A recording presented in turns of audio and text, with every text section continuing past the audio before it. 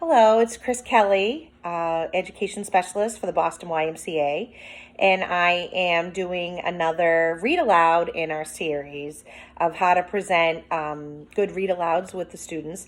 And as I mentioned in other videos, read alouds are great for all of the children in your programming, not just your littles. So, you can feel comfortable if you have a great story and you're going to be describing it and having kids pick out things that are interesting, whether they're language or science facts or picture details. It's really appropriate for any age.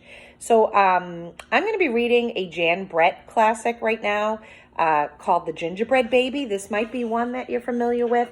I love Jan Brett books because her books are just beautifully done. She's the author and the illustrator. She typically does books that are folk tales or fairy tales that she's made them a little bit of her own, but her books have beautiful framing around them. They often have sort of a Nordic feel to them. A lot of her books take place in the winter, which is great for winter stories. She has a whole series of Christmas titles. This Gingerbread Baby can be done around the holidays. It can be done after the holidays. It's really a cute little story. I hope you enjoy it. So I will be going back and forth with talking about the book with you and giving you some of the back thinking that I would be doing while I would be reading aloud, and also acting like you're the boys and girls in the class. So bear with me. Jan Brett, we've read her before. We love her. And here is the Gingerbread Baby. And look, what do you notice about this picture?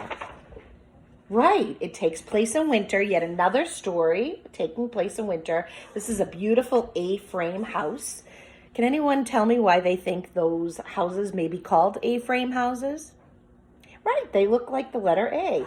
And here we have either a boy or girl and some animals running around. And let's see what happens.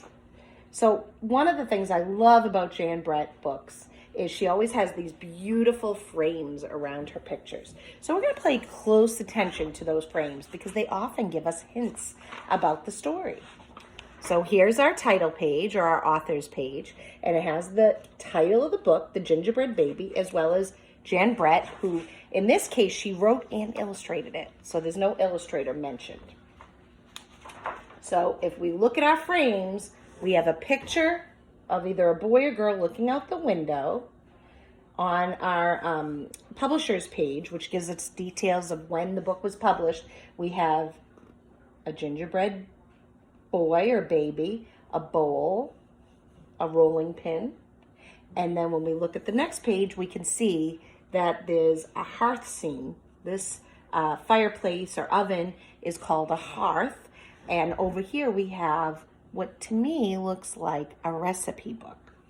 So let's start on the story. It was cold outside. It was warm inside. A fine day for gingerbread, Maddie thought. Maddie's mother put the big blue bowl on the table and lit the stove. Do any of you have to light your stove? No? So maybe some of you do. Sometimes with a gas stove, you do have to light a stove. But you can tell this book probably takes place when?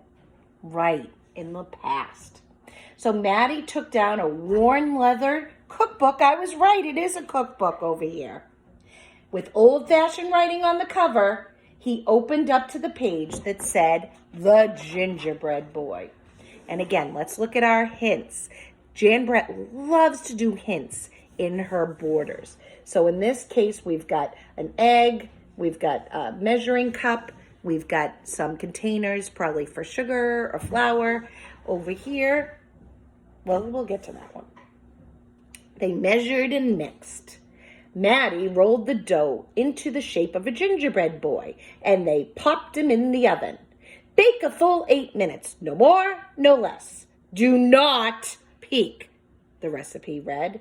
Maddie listened to the clock. Tick-tock, tick-tock. 1 minute, 2 minutes, 3, 4, 5. Maddie couldn't wait any longer. He opened the door to take a peek. Instead of a gingerbread boy, out popped a gingerbread baby. he pranced around the big blue bowl, and this is what he said. I am the gingerbread baby, fresh from the pan. If you want me, catch me if you can. Anytime there's a little song like that, I always try to sing it a little bit to the kids. As you can see, not a great singing voice, but the kids always like it. And if it's repeated in the book, they will then be able to sing it with you.